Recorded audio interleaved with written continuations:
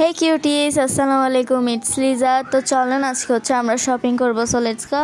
এই যে বের হয়ে পড়লাম আমি, আম্মু এন্ড মায়া। বেশি মোটেও সাজি নাই আজকে, বেসিক্যালি হাঁটতে যাচ্ছি, তো দ্যাটস ওয়াই যদি কিছু পছন্দ হয় তাহলে সেটা নিয়ে ফেলবো, এমনই হয় প্রত্যেকবার। এন্ড দেখে আজকে খুবই রিজনেবল প্রাইসে কি কি পাওয়া যায় সেখানে।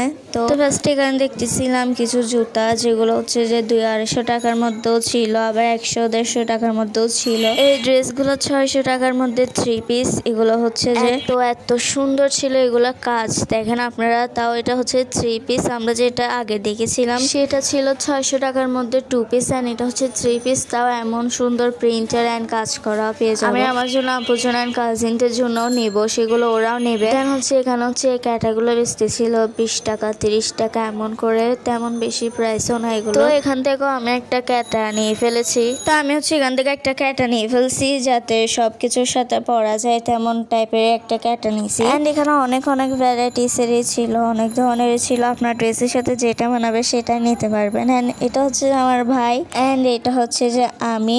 দেখেন এখানে হচ্ছে যে আমরা কসমেটিকের দোকানে এখন বর্তমানে। তো এদিকে হচ্ছে আরেকটা জায়গায় আসছি আমরা। আর এই দোকানের একটা ড্রেস আমার সুন্দর লাগছিল 2 পিস, বাট সেটা নিয়ে নেই।